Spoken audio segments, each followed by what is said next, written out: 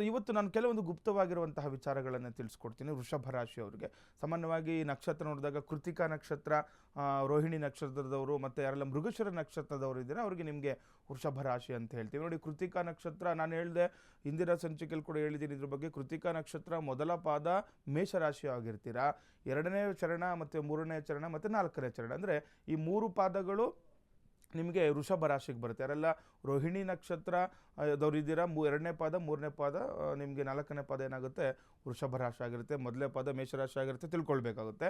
ಇನ್ನು ರೋಹಿಣಿ ನಕ್ಷತ್ರ 4 ಪಾದಗಳು ಕೂಡ ನಮಗೆ ವೃಷಭ ರಾಶಿ ಅವ್ರಿಗಿರುತ್ತೆ. ಇನ್ನು ಯಾವುದು ಮೃಗಶಿರ ನಕ್ಷತ್ರ ಮೊದಲೆರಡು ಪಾದಗಳು ಮಾತ್ರ ನಮಗೆ ವೃಷಭ ರಾಶಿ ಆಗುತ್ತೆ, ಇನ್ನೆರಡು ಪಾದಗಳು ಮಿಥುನ ರಾಶಿಗೆ ಹೋಗುತ್ತೆ. ಇದೆಲ್ಲ ನೀವು ಸೂಕ್ಷ್ಮವಾಗಿ ತಿಳ್ಕೊಳ್ಬೇಕು. ಯಾರೆಲ್ಲ ನೀವು ಮೃಗಶಿರ ನಕ್ಷತ್ರದಲ್ಲೇ ಜನನ ಆಗಿದ್ರು ಕೂಡ ನಿಮಗೆ ನಿಮ್ಮದು ವೃಷಭ ರಾಶಿನೋ ಅಥವಾ ಮಿಥುನ ರಾಶಿನೋ ತಿಳ್ಕೊಳ್ಬೇಕಾಗುತ್ತೆ. ಯಾಕಂದರೆ ಮೊದಲೆರಡು ಪಾದಗಳು ಮಾತ್ರ, ಮೊದಲ 2 ಪಾದದಲ್ಲಿ ಯಾರು ಜನನ ಆಗಿರ್ತಾರೆ ನಿಮಗೆ ಮಾತ್ರನೇ ವೃಷಭ ರಾಶಿ ಆಗಿರುತ್ತೆ, ಇನ್ನು ಮಿಕ್ಕಿದ್ದು ಮಿಥುನ ರಾಶಿಗೆ ಹೋಗುತ್ತೆ. ಅದನ್ನು ತಿಳ್ಕೊಂಡು ಅದ್ರಿಗೆ ಬೇಕಾಗಿರುವಂತಹ ನೀವು ಪರಿಹಾರಗಳು ಮಾಡ್ಕೊಳ್ಳೋದು ಅಥವಾ ನಿಮ್ಮ ರಾಶಿಗೆ ಅನುಗುಣವಾಗಿ ನಿಮ್ಮ ಒಂದು ಜ್ಯೋತಿಷ್ಯವನ್ನು ತಿಳ್ಕೊಳ್ಳೋದು ಮಾಡ್ಕೊಳ್ಬೇಕಾಗುತ್ತೆ. ಸುಮ್ಮನೆ ಯಾಕೆಂದರೆ ತಿಳ್ಕೊಳ್ದಲೇ, ಯಾಕೆಂದರೆ ಅದಕ್ಕೋಸ್ಕರನೇ ಸಂಪೂರ್ಣವಾಗಿ ತಿಳ್ಕೊಳ್ಬೇಕು.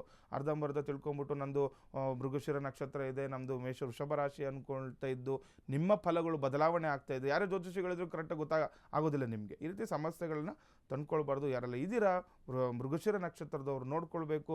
2 ಪದಗಳು ಮಾತ್ರ ನಿಮಗೆ ವೃಷಭ ರಾಶಿ ಆಗಿರುತ್ತೆ. ಇವತ್ತು ವೃಷಭ ರಾಶಿಯವ್ರ ಬಗ್ಗೆ ನಾನು ತಿಳಿಸ್ಕೊಡ್ತೀನಿ. ನೋಡಿ, ಈಗ ವೃಷಭ ರಾಶಿ ಅಂತ ಅಂದಾಗ ಸಾಮಾನ್ಯವಾಗಿ ತುಂಬ ಜನ ನೋಡಿರ್ತಾರೆ ವೃಷಭ ಯಾವ ರೀತಿ ಇರುತ್ತೆ, ಅದರ ಸ್ವಭಾವ ಏನಿರುತ್ತೆ.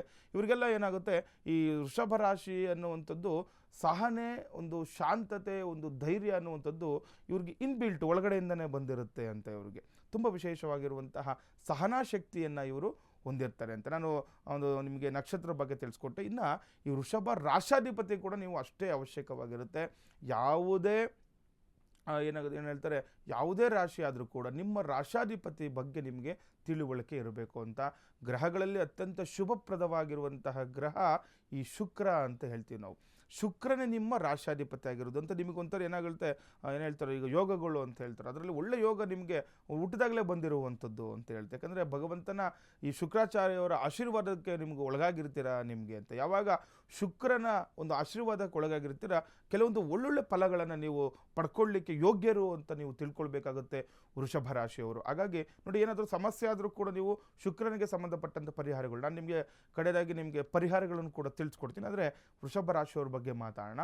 ನಾನು ಹೇಳಿದೆ, ನನ್ನ ಸಹನೆ ಮತ್ತು ಧೈರ್ಯ ಅದು ತುಂಬ ಇವ್ರಿಗೆ ವಿಶೇಷವಾಗಿರುತ್ತೆ ಅಂತ ಹೇಳ್ತಾ ಇದ್ದೆ.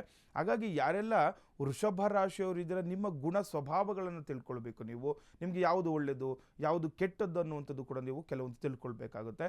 ನೋಡಿ, ವೃಷಭ ರಾಶಿಯವರು ಸಹನೆ ಅಂತ ಹೇಳಿದೆ, ಅಂದರೆ ತುಂಬ ಬೇಗ ಇವರೇನು ಜಾಸ್ತಿ ಕೋಪ ಮಾಡ್ಕೊಳ್ಳೋದಿಲ್ಲ. ಆದರೆ ಇವ್ರಿಗೇನಾಗುತ್ತೆ, ಕೋಪ ಮಾಡಿಕೊಂಡ್ರು ಅಂತಂದರೆ ಇವ್ರನ್ನ ನಾವು ಏನಾಗುತ್ತೆ ಮೇಂಟೈನ್ ಮಾಡಲಿಕ್ಕೆ ಆಗೋದಿಲ್ಲ ಅಂತ ಹೇಳ್ತಾರೆ. ಯಾಕಂದರೆ ಕೋಪ ಜಾಸ್ತಿ ಅಂತ ಏನಲ್ಲ, ಇದು ಇವರಿಗೆ ಕೋಪ ಬರೋದಿಲ್ಲ. ತುಂಬ ತಾಳ್ಮೆಯಿಂದ ಯಾವುದೇ ಕೆಲಸ ಕಾರ್ಯಗಳನ್ನು ಮಾಡ್ಕೊಳ್ಳುವಾಗ ತುಂಬ ತಾಳ್ಮೆಯಿಂದ ವರ್ತನೆ ಮಾಡ್ತಾರೆ ಅಂತ. ನೋಡಿ, ಯಾರಾದರೂ ನಿಮಗೆ ಪಾರ್ಟ್ನರ್ಶಿಪ್ಪಲ್ಲಿ ಯಾರ ಜೊತೆನಾದ್ರೂ ನಾವು ಕೆಲಸ ಮಾಡಬೇಕು ಅಂದ್ಕೊಂಡಿರೋರು, ನಿಮಗೇನಾದರೂ ವೃಷಭ ರಾಶಿಯವರು ಪಾರ್ಟ್ನರ್ಶಿಪ್ಪಾಗಿ ಸಿಕ್ಕರು ಅಂತಂದರೆ ನಿಮ್ಮಂಥ ಅದೃಷ್ಟವಂತರು ಬೇರೆ ಯಾರೂ ಇಲ್ಲ ಅಂತ ತಿಳ್ಕೊಂಬಿಡಿ. ಯಾವುದೋ ಒಂದು ವ್ಯವಹಾರ ಮಾಡಬೇಕು, ಯಾವುದೋ ಒಂದು ವ್ಯಾಪಾರ ಮಾಡಬೇಕು ಅಂತಂದರೆ, ಯಾಕಂದರೆ ತುಂಬ ನಿಯತ್ತಿನ ಕೆಲಸ ಮಾಡುವಂಥವರು ಈ ವೃಷಭ ರಾಶಿಯವರು. ಒಂದ್ರ ಜೊತೆ ಏನು ಹೇಳುತ್ತೆ, ನಾವು ಜ್ಯೋತಿಷ ಶಾಸ್ತ್ರದಲ್ಲಿ ನೋಡುವಾಗ ವೃಷಭ ರಾಶಿಗೆ ಒಂದು ಮೂಲ ಏನು ಅಂತಂದರೆ ಹಣಕಾಸಿನ ವಿಚಾರದಲ್ಲಿ ತುಂಬ ಒಳ್ಳೆಯ ಕೆಲಸ, ಎಚ್ಚರಿಕೆಯಿಂದ ಇರ್ತಾರೆ, ತುಂಬ ನಾಲೆಡ್ಜ್ ಇರುತ್ತೆ ಇವರಿಗೆ.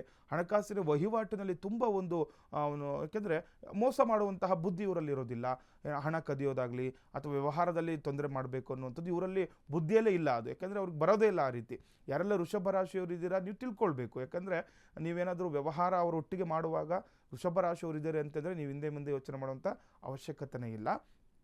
ಇನ್ನೊಂದು ವಿಚಾರ ತಿಳ್ಕೊಳ್ಳುವಾಗ ನೋಡಿ, ಪಾರ್ಟ್ನರ್ಸ್ ಅಂತ ಹೇಳ್ತೀವಿ. ಇದ್ರ ನಾವು ಬರೀ ವ್ಯವಹಾರ ಉದ್ಯೋಗ ಪಾರ್ಟ್ನರ್ಸ್ ಅಷ್ಟೇ ಅಲ್ಲ, ಅವರ ಜೀವನ ಸಂಗಾತಿ ಅಂತ ಹೇಳ್ತೀವಿ. ಯಾರಿಗೆ ಒಂದು ಹೆಣ್ಣು ವೃಷಭ ರಾಶಿ ಹೆಣ್ಣನ್ನು ಮದುವೆ ಆಗ್ತೀರಾ, ಅವರು ನಿಮಗೆ ಲೈಫ್ ಲಾಂಗ್ ನಿಮಗೆ ಒಂದು ಬೆನ್ನೆಲುಬಾಗಿರ್ತಾರೆ ಅಂತಲೂ ಕೂಡ ಶಾಸ್ತ್ರವಾಗಿ ನಾವು ಹೇಳ್ಬೋದು. ಇದ್ರ ಜೊತೆ ಗಂಡೆ ಆಗ್ಬೋದು. ಯಾಕಂದರೆ ಒಂದು ಹೆಣ್ಣು ಗಂಡನ್ನು ಒರಿಸ್ತಾ ಇದ್ದಾಳೆ ಅಂತಂದರೆ, ವೃಷಭ ರಾಶಿಯವರೊಂದು ಮದುವೆ ಆಗ್ತಿದ್ದಾರೆ ಅಂತಂದರೆ ನೀವು ಲಕ್ಕಿ ಏನಂತ ತಿಳ್ಕೊಳ್ಬೇಕು. ಯಾಕಂದರೆ ಅಷ್ಟು ಪ್ರಾಮಾಣಿಕವಾಗಿ ಇರುವಂಥದ್ದು ಇರುತ್ತೆ ಅವರು, ಅಷ್ಟೊಂದು ನಿಮಗೆ ಅವರಲ್ಲಿ ಇರುವಂಥ, ಯಾಕಂದರೆ ಅವರು